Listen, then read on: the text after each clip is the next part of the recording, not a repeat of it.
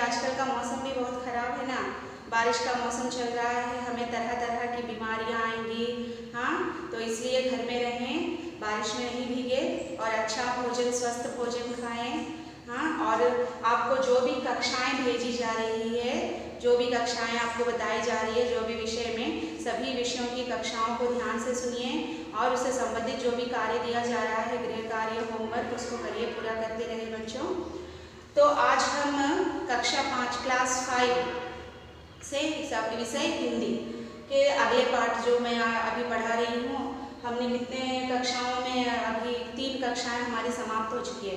तो आज हम अपनी 4थी कक्षा में पाठ के अगले भाग को पढ़ेंगे तथा उसके भावार्थ को समझेंगे, है कि नहीं। तो पाठ का नाम क्या है बच्चों? पाठ 6 अहंकार। पाठ 6 अहंकार। अहंकार का अर्थ मैंने आपको क्या बताया था? एरोगेंस। अहंकार का अर्थ एरोगेंस यानी घमंड। जो मानव का जो घमंड होता है, मतलब वो ज़्यादा अपने ऊपर ज़्यादा पैसे का लालच, और पैसे का लालच नहीं करते, यदि हमारे पास पैसा है तो हमें उस पैसे का गर्व होता है। हाँ, we are having the pride, arrogance on that. तो आज हम उसी अहंकार पाठ के अगले अनुच्छेद को पढ़ेंगे, उसका भावार्थ मैं समझाऊंगी। तो ये है बच्चों अगला अनुच्छेद। पिछले अनुच्छेद में मैंने आपको क्या समझाया था कि जो संत तिरुवल्लुवर थे, उन्होंने, वे कैसे थे? बहुत ही विनयशील व्यक्ति थे, दूसरों को हमेशा बहुत ही विनम्र भाव से दूसरों को हमेशा आदर करते थे और हमेशा शांत स्वभाव का व्यवहार करते थे, हमेशा शांति बनाए रखते थे और उनको कभी भी क्रोध नहीं आता था। और वे क्या करते थे? उनका जीवन व्यापन कैसा होता था? उनका क्या व्यवसाय था? उनका पैतृक व्यवसाय जो था जुलाहा। जुलाहा यानी जो कपड़े बुनता है, वीवर, मतलब जो कपड़े बुनकर बाजार में बेचता है, कपड़े बुनने वाले को हम क्या कहते हैं? जुलाहा। तो इसीलिए उनका नाम भी वल्लुवर रखा गया। तो वे क्या करते थे? वे कौन से गांव में रहते थे? मैंने आपको क्या बताया था? मायलापुर। तो तमिलनाडु के मायलापुर ग्राम में उनका जन्म हुआ था, वे भी वहीं के निवासी थे। वे अपनी पत्नी किसके साथ रहते थे? वासुकी के साथ वहाँ निवास करते थे अपने घर में, और घर में कपड़ा बुनकर साप्ताहिक बाजार में कपड़ों को लेकर वहाँ पे दुकान लगाकर कपड़ा बेचकर पैसे कमाते थे।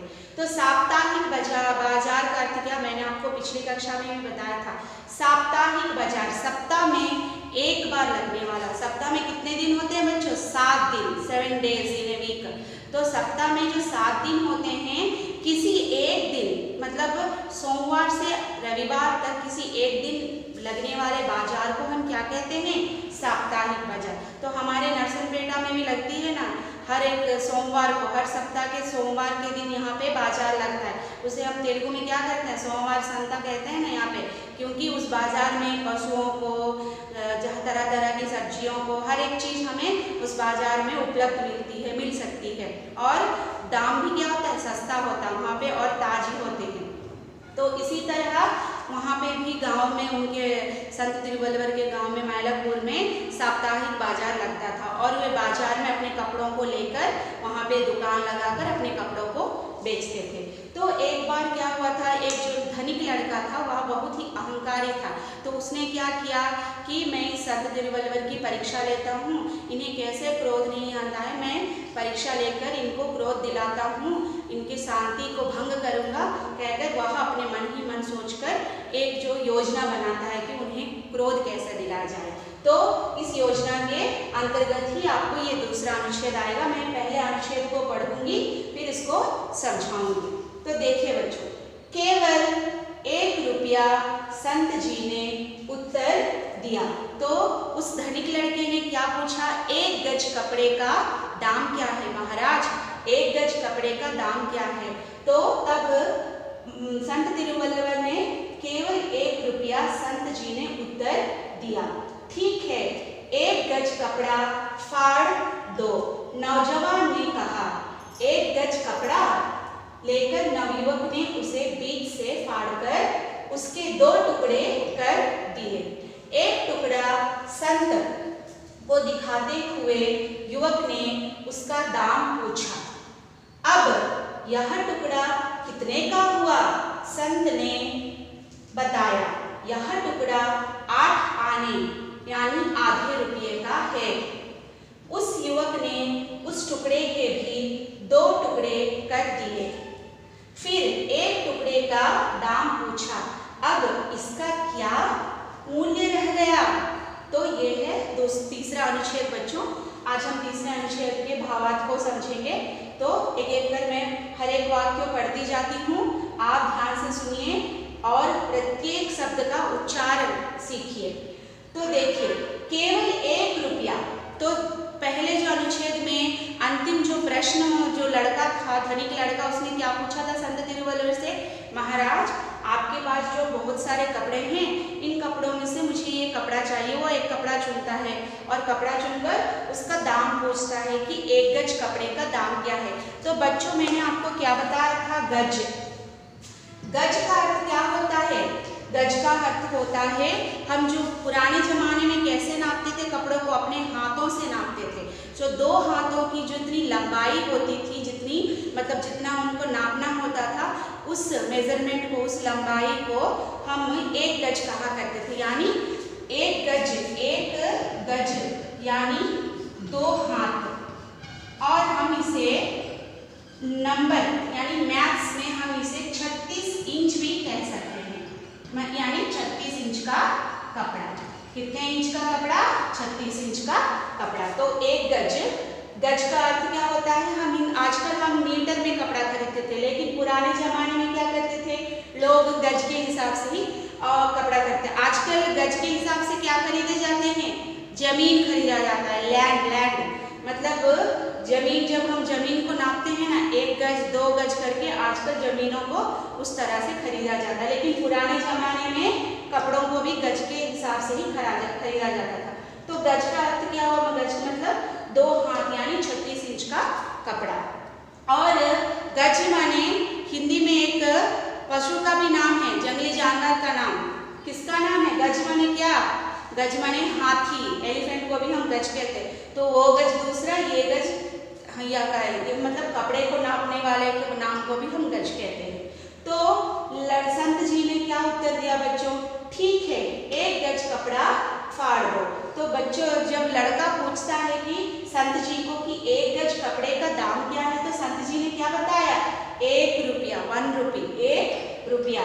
तो लड़का संत जी से क्या कहता है, संत जी ने उत्तर दिया ठीक है 1 गज कपड़ा फाड़ दो। तब लड़का कहता है कि संत जी से, संत जी आप मुझे 1 गज कपड़ा फाड़ के दे दीजिए। तो कपड़ों को कैसे बेचते हैं दुकानों में बच्चों, ऐसे लट्ठे जो रहते हैं, एक लकड़ी में कपड़ों को ऐसे लिपेट कर रहता है। हमें जितने गज कपड़े चाहिए वे हमें नाप कर, फाड़ कर, कैंची से काट कर यानी सीजर से काट कर हमें दे देते हैं। तो वहाँ भी संत तिरुवल्लुवर ने क्या किया, 1 गज कपड़ा नाप कर नौजवान को दे दिया। नौजवान का अर्थ क्या है बच्चों, नौजवान माने जो लड़का, यंग, हाँ यंग मैन कह सकते हैं, यंग बॉय कह सकते हैं, जो युवा अवस्था में हो उसे हम नौजवान कहते हैं। यानी किस तरह के मतलब उम्र को लेंगे हम, 18 से 25 के बीच के लड़कों को हम नौजवान कहते हैं। तो नौजवान ने कहा, 1 गज कपड़ा लेकर नवयुवक ने उसे बीच से फाड़कर उसके 2 टुकड़े कर दिए। जब संत तिरुवल्लुवर नौजवान को कपड़ा देता है तो नौजवान क्या करता है, उस 1 गज कपड़े को बीच से फाड़ देता है। बीच से माने इस तरह से, देखिए मेरे हाथ में किताब है ना, इसको इस तरह से बीच से फाड़ना, उसी तरह वह नौजवान क्या करता है, उस 1 गज कपड़े को बीच से फाड़कर उसके 2 टुकड़े कर देता है। तो बीच से समान रूप से मतलब समान उसके नाप से फाड़कर उसके कितने टुकड़े कर देता है, 2 टुकड़े। 2 टुकड़े मतलब फाड़ना का अर्थ क्या बच्चों, टीयर, हाँ, और टुकड़ा, पीसेस, 2 टुकड़े, 2 पीसेस। उसने किसने किया, उस नवयुवक ने। 1 टुकड़ा संत को दिखाते हुए युवक ने उसका दाम पूछा। फिर लड़का देखिए कितनी चालाकी से धीरे धीरे संत को गुस्सा दिलाने की कोशिश कर रहा है। फिर उसने क्या किया, उस 1 गज कपड़े को 2 टुकड़ा कर उस में से जो 1 टुकड़ा है उसका दाम पूछता है। यानी सोचिए ये जो है ये 2 टुकड़े हुए, इसमें से 1 टुकड़े का वह दाम पूछता है। 1 टुकड़ा संत को दिखाते हुए युवक ने उसका दाम पूछा। सो कपड़ों को 1 टुकड़े को दिखाते हुए फिर उसने उसका क्या पूछा, दाम। दाम का अर्थ क्या बच्चों, प्राइस। मतलब हम जो भी चीज़ बाजार से यानी दुकान से खरीदते हैं उसका कुछ ना कुछ मूल्य होता है, बिना पैसे के हमें कोई भी चीज़ नहीं मिलती है। तो यहाँ पे दाम यानी प्राइस, मूल्य। तो लड़का क्या कहता है, उस एक हिस्से कपड़े का फिर से उसका दाम पूछता है कि अब तो यह टुकड़ा आधा हो गया, तो इस आधे टुकड़े का दाम क्या है, महाराज पूछता है। तो अब क्या होता है देखिए, अब यह टुकड़ा कितने का हुआ, अब यह टुकड़ा कितने का हुआ, हाँ इस टुकड़े का दाम क्या हुआ। संत ने बताया यह टुकड़ा 8 आने का है, यानी आधे रुपये का। आधे रुपये का अर्थ क्या होता है, 8 आने का अर्थ क्या होता है, 8 आना। पुराने जमाने में 8 आना कहते थे, 8 आना माने 50 पैसे, 50 पैसे, हम 50 पैसे कहते थे पुराने जमाने में। आजकल 50 पैसे में कुछ नहीं मिलता है, 1 रुपये में भी कुछ नहीं मिलता है। तो संत जी ने उस टुकड़े का दाम क्या बताया, 8 आने यानी आधा रुपया। आधा माने हाफ, 1 रुपये का आधा हिस्सा, 1 rupee. When we are dividing 1 rupee into 2 parts, 50 paise 50 पैसे। तो एक टुकड़े का दाम क्या हुआ, आधा रुपया यानी आधा पैसा, 50 पैसे। उस युवक ने उस टुकड़े के भी 2 टुकड़े कर दिए। फिर उसने क्या किया, उस जो आधा टुकड़ा था, एक बड़े टुकड़े में से आधा टुकड़ा, फिर से उसने क्या किया, उस टुकड़े के फिर 2 टुकड़े कर दिए, यानी उस टुकड़े के 2 टुकड़े कर दिए। फिर उसने एक टुकड़े का दाम पूछा। फिर उसने क्या किया, संत जी महाराज जी अब मुझे इतना बड़ा कपड़ा नहीं चाहिए, मुझे इस टुकड़े का 2 टुकड़ा करके इस छोटे से टुकड़े का दाम बताइए। फिर से पूछा, अब इसका क्या मूल्य रह गया, अब बताइए आप इसका क्या मूल्य रह गया। यहाँ देखिए बच्चों, दाम, दाम का सिनोनिम यानी पर्यायवाची शब्द, समानार्थक शब्द क्या है, मूल्य। हाँ मूल्य, दाम का समानार्थक शब्द मूल्य, और इसका अर्थ क्या हुआ, प्राइस। तो लड़के ने उस 2 टुकड़े के फिर से जो एक बचा टुकड़ा था, फिर से उसने क्या किया, फिर से उसको फाड़ दिया। अच्छे से फाड़ कर फिर उसने संत जी को दिखाया, महाराज जी आप बताइए छोटे से टुकड़े का दाम क्या हुआ। अब मैं इतना बड़ा टुकड़ा मुझे बेकार है, कोई काम का नहीं, मुझे छोटा टुकड़ा ही चाहिए, तो आप इस छोटे से टुकड़े का दाम क्या बताइए। तो अब इसका क्या मूल्य रह गया, तो उसने पूछा तो अब इसका क्या मूल्य रहेगा। अब तो केवल 4 आने का ही रह गया है, 4 आना। 8 आने का आधा क्या हुआ, 4 आना, यानी 25 पैसे का, 50 पैसे का आधा कितना हुआ, 25 पैसे। हाँ तो अब उस छोटे से टुकड़े का दाम क्या रह गया, 25 पैसे।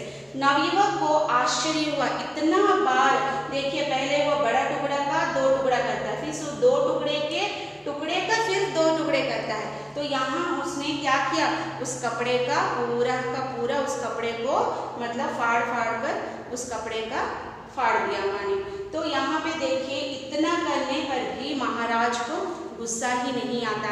आप देख सकते हैं यहाँ पे चित्र पर, यहाँ पे वह लड़का महाराज जी से जो कपड़ा उसके हाथों में है वह दिखाकर इसका दाम पूछता है, और इसके बाद वह क्या करता है, देखिए यहाँ पे छोटे छोटे टुकड़े पड़े हुए हैं लाल रंग के कपड़े के, वो टुकड़ों के टुकड़े, कपड़ों के टुकड़े टुकड़े करता ही रहता है। 3 बार उसने किया और 3 बार छोटे छोटे टुकड़ा का उसने दाम पूछा, लेकिन फिर भी जो संत तिरुवल्लुवर थे उनके मुख पर हमेशा शांति और विनम्र भाव ही था।